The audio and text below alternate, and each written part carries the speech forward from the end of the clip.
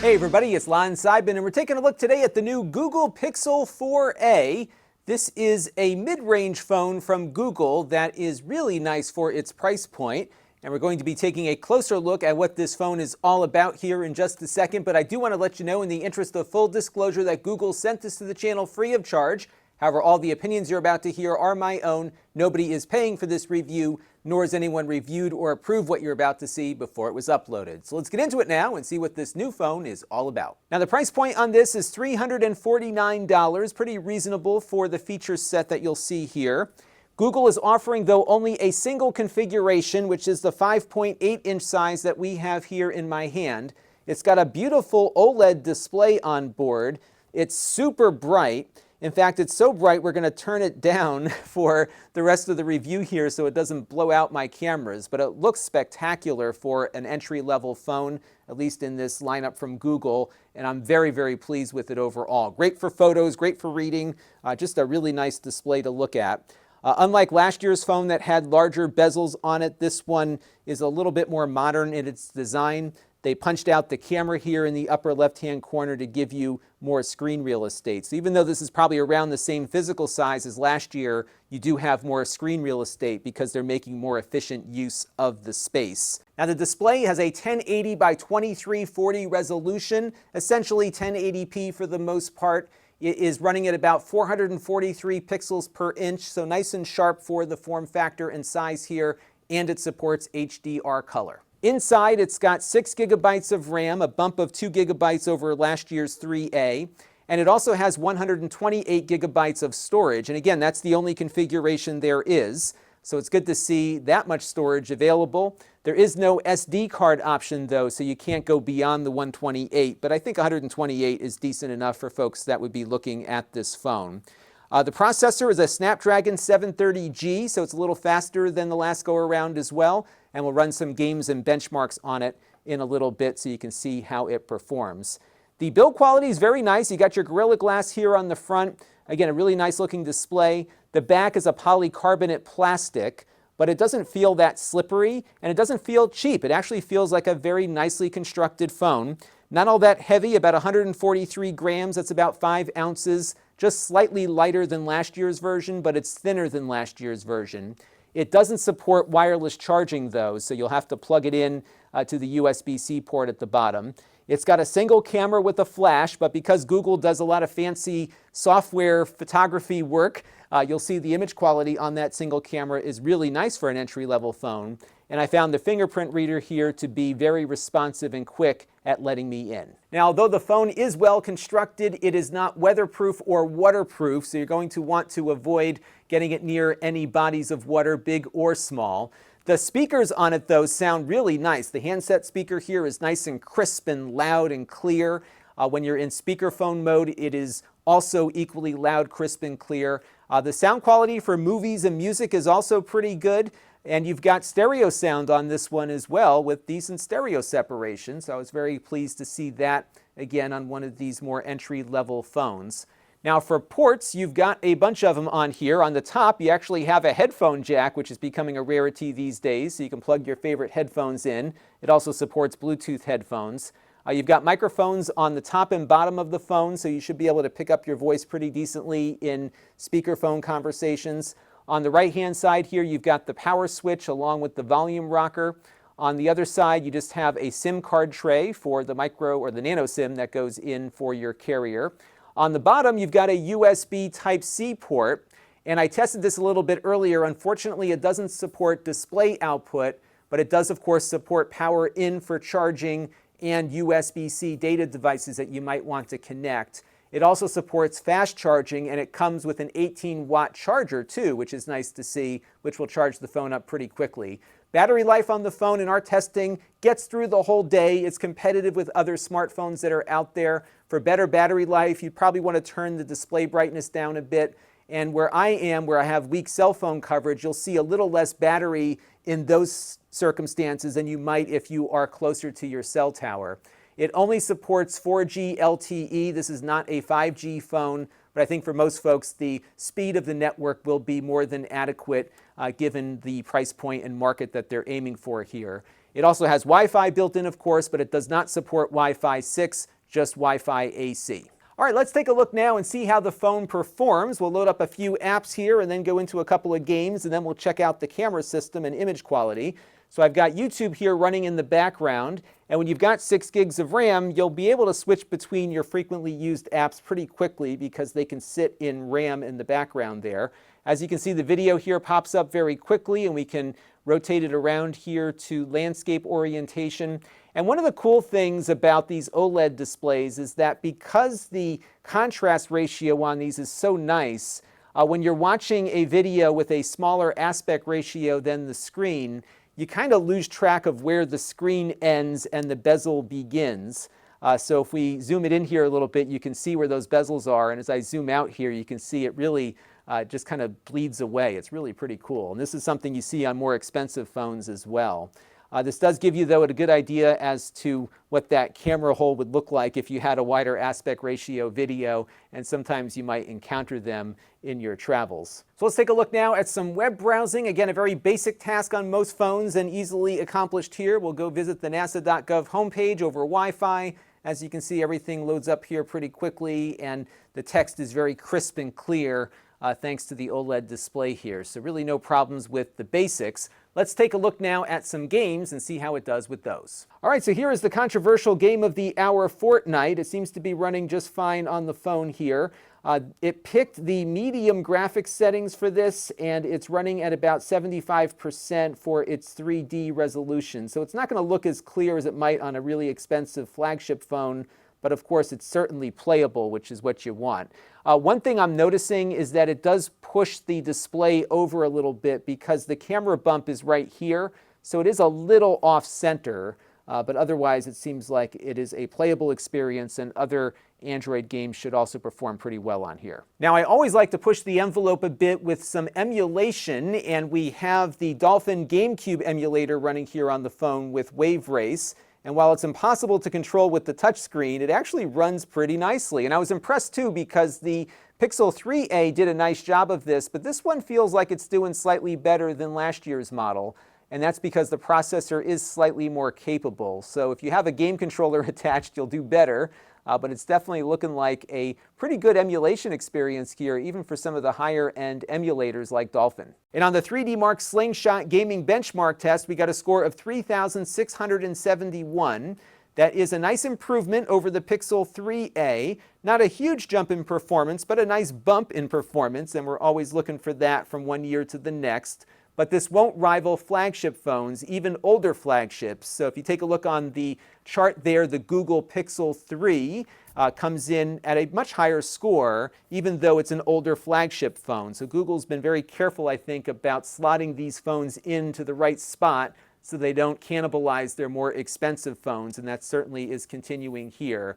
And one thing to note on this chart, and I always get a lot of flack for this, is that Apple doesn't seem to be as concerned about the performance of their low-end phones. So if you check out the iPhone SE on that list, which is very much a competitor to this phone, you can see that it is just light years ahead of all of these different devices, coming in at true flagship speeds. And this is due in part to the fact that Apple makes their own chips for the phones, whereas Google is purchasing theirs from Qualcomm. And I do think that makes a difference here. So the iPhone SE is still the most powerful low-end phone by many miles here. But if you're looking for an Android phone, this one is more than adequate to run a bulk of the Android app library with decent performance. All right, so let's take a look now at the camera system, and we'll start on the rear camera here. This is a 12.2 megapixel camera. It's got a 1.7 aperture, which is pretty good for low light photos. You can see a photo here I took in lower light with my dog on the way out the door. It looked pretty good there. It also supports some of the night modes that the more expensive Pixel phones support. So you can take long exposure night photos, and you can see what one of those looks like here. You can also use it for the astrophotography that we saw the Pixel 4 do. Although when I took it out to test the astrophotography, I would see the option pop up very briefly and then disappear. So I wasn't able to get any of those astrophotography photos done with this one. It looks like maybe they'll be updating the firmware perhaps to fix that AI glitch that I think I was encountering outside. So we'll have to come back to that at a later time. Video quality out of the phone is pretty good. The max it will do is 4K at 30 frames per second. And as you can see, it actually does a very nice job of stabilizing the image even when you're getting tugged around like I was with my dog there. So I was very pleased overall with the video quality out of this, even though it doesn't do 4K at 60. It will, though, do 1080p at up to 120 frames per second and 720p at up to 240 frames per second. Now, thanks to the fact that it has a 1.7 aperture lens, you get some really nice bokeh on these images, even when you're not in portrait mode. So this photo here of this butterfly on a flower in my wife's garden looks pretty good. You've got a lot of detail on here, even though I was not very close to that butterfly. And as you can see, it does a nice job of blurring out the background here naturally just due to the optics of the lens. And that was really impressive to see. I've got another photo here. Let me zoom back out and switch over to the next one. Similar photo here, just of a bee who was getting at one of those flowers there. And again, you can see you've got a nice natural bokeh here, even when you're not in portrait mode. But it does a very nice job at those portrait photos. Let's take a look at a few examples of that. So here is a portrait mode photo shot out of the rear camera, and you can see it did a really nice job here of very cleanly cutting the flower out from the background. I was very pleased with this. What's interesting is that this camera, of course, lacks a second sensor and lens to get depth data, so it's doing this all computationally. But still, look how good it looks just out of the lens naturally. So you really don't need to use portrait mode perhaps as often on this camera as you might on others. But you do get some really good computational photography here when you do want to use it. Here's another photo. This is of yours truly, and as you can see here, it cut me out of the background pretty decently. We often see a little fuzziness around the edges, especially when it comes to hair and whatnot, but it did a pretty nice job here. It did, of course, put more gray hairs on my head than I really have, right? But otherwise, it did a nice job here of the portrait mode blurring. And the chair that I'm sitting on is one that usually confuses these cameras, so it was good to see that it was able to figure out where I was and effectively pull me out, so that was nice. Here's one of my dog. It was a little more aggressive on the blur here, but it did an okay job with her, although this one, it had a few more little glitches here, just given the amount of hair that she has, and you can see some more here by her nose. And typically with dogs, they're a little harder for these AIs to grasp versus people, so that could be part of it. But also, it was very aggressive here with the blurring, and there are ways to reduce the amount of blurring after the photo was taken. Let's take a look at that. So within the photo viewer here, I can tap on the edit button, and then I can hit the other edit button here, and you can see the blur is dialed all the way up, so I could maybe move it to the midpoint here and reduce that blur. You also have the ability to change the focus to some degree, so I could focus on the flowers there and then blur the dog out if I wanted to.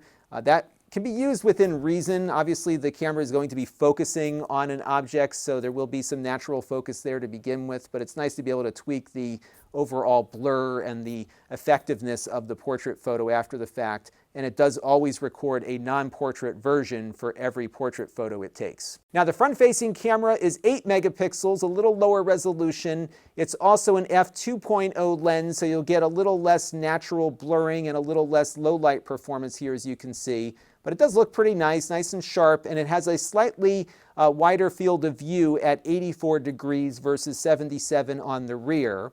And because Google is doing all of this computational photography, you have the ability here to do portrait mode on the front camera as well. And as you can see here, it does pretty much the same job the rear camera does when it comes to finding the person in the image and blurring out the background. Now, the front camera will also do video, but it's limited to 1080p at 30 frames per second, so not as robust as the rear camera, which again can go up to 4K. And lastly, this is a Google phone, so you get all of the cool Google apps that are made available in their Pixel phone line.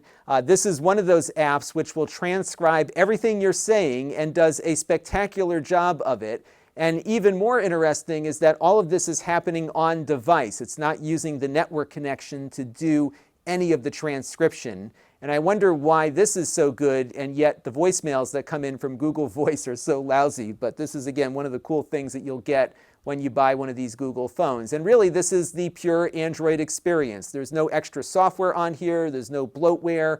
it is a Google phone, as pure as a Google phone can be, because it's made by the company that makes the operating system. And I think if you are in the market for an Android phone and your budget is on the lower side of the scale, I think this is a very good phone to consider. So if you're not interested in spending $800 or $1,200 on a phone, this is going to get you a very similar experience for a lot less money. The camera is great, and the display is equally great, and for many people, that's all they're looking for in a phone, is a nice display and a nice camera, and you've got that here.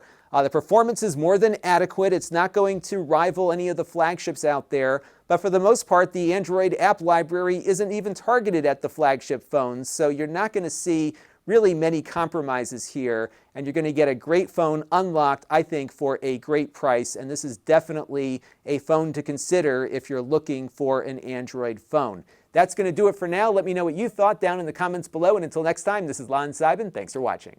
This channel is brought to you by the Lon.TV supporters, including gold level supporters Tom Albrecht, Chris Allegretta,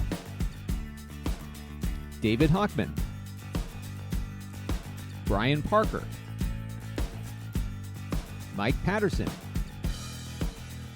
and Bill Pomerantz. If you want to help the channel, you can by contributing as little as $1 a month.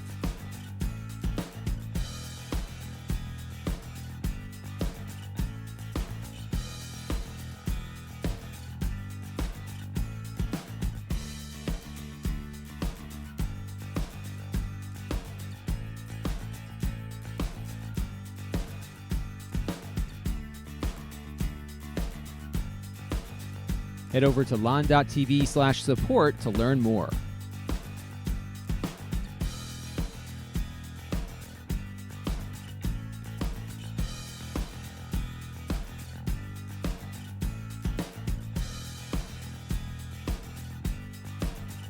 And don't forget to subscribe. Visit lon.tv/s.